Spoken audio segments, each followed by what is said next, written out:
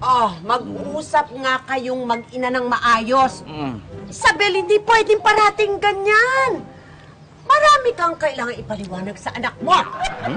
Kinakabahan ako, Apple. My gosh! My gosh! Ano ba? Ano nga yan? Hindi pwede. Tigilan mo na nga yung pagkalisinggera mo. Gusto niyo bang malaman kung anong katotohanan? Ang mapait na karanasan na naramdaman ko sa piling ni Kabong. Pwes, makinig kayo. Araw-gabi akong tumatanggap ng labada para lang makaraos sa hirap. Kahit nung ipinagbubuntis pa lamang kita, Bobong, hindi ako tumitigil sa paglalabada. Pero ano ang ginawa ni Kabong? Araw-araw siyang lasing at parati niya akong inaaway. Isabel! Pengi akong pera! Babalik pa ako doon sa inuman ng barkada. Pwede ba, Kabong, tigilan mo na nga yan pag-inom mo ng alak? Magtrabaho ka naman! Pagod na ako sa paglalaba! Huwag mo akong sisigawan! Sawang-sawa na ako! Lalayasan kita! Kabong, wag! Wag mo ko nayasan. Nagmamakaawa ako, Kabong. Bitiwan mo ako! Kabong, wag! Bitiwan mo ako! Wag mo ko nayasan. Maghanap ka ng pera! Maghanap ka ng pera! Kabong, nagmamakaawa ako. Makanganak na yata ako. Anong pera? Babalik pa ako doon sa mga tropa. Bitiwan mo ako! Hindi kita bibitiwan.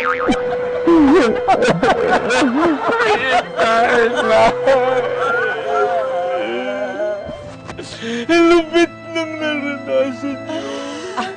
Kaya nga, anak. Kaya kita iniwan. Sana mapatawad mo ko. Sana mapatawad mo.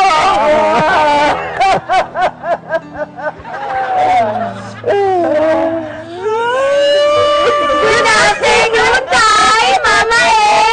Ang cute ng goldfish, oh! Tignan nyo! Regalo sa akin ni Ethan. Ay! Ganun dalawa! Nalilalo ko na, Yumi! Ang dami nangyayari sa buhay ko! Goldfish pa rin kayo ng goldfish! Ano ba? Tay, sorry po. Ano po bang nangyayari? Pwede niyo naman pong i-explain. Yumi, gusto ko lang sabihin sa'yo ang totoo. Ang tatay mo, hindi ko, anak. Ambon ko lang siya.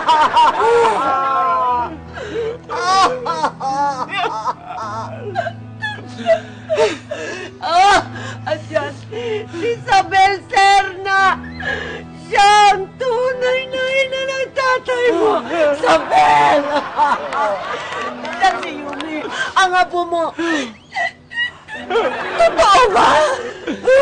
Totoo ba, anak? Yumi! Apo! Apo ko! Payakap naman, apo.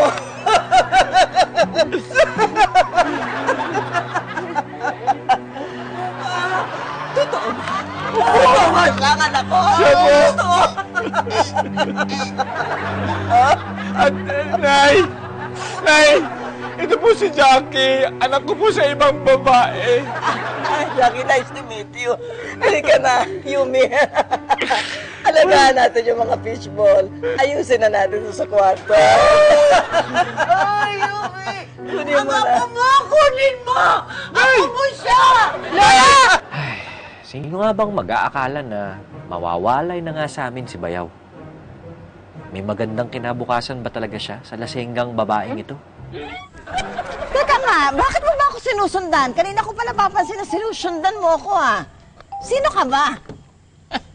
Ano ba kailangan mo siya akin? Ba't mo ako sinusundan? Nay, hindi ko kayo sinusundan. Ako anak nyo. Ako, si Bobong. Kasasabi niyo lang kanina, ang bilis niyo namang mag-ulyanin. Hindi ako ang nanay mo. Binayaran lang ako nung nanay mo para magpanggap na nanay mo. Para umalis ka na doon sa bahay ninyo para matuto kang mag-isa. Yun. Ano? Nanay. Binayaran lang kayo ng nanay ko? Ganon?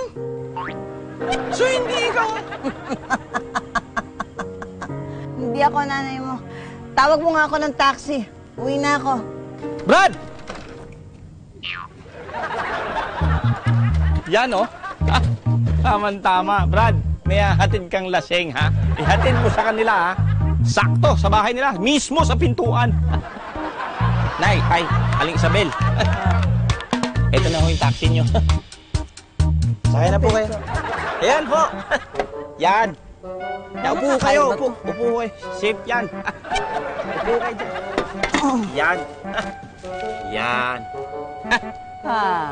Di ba? Relax po, no? Sige po. Ay, kayo. o nga pala, pakisabi kay... sa nanay mo. Alpol, kay Aling Apol. Kay Apple. So, ulitin na. Opo. Salamat. Sige po. Sige na. Ano? Kaya mo ba? Medyo magaan kasi yung pasahero mo. Atras mo munang konti. Ikaw naman.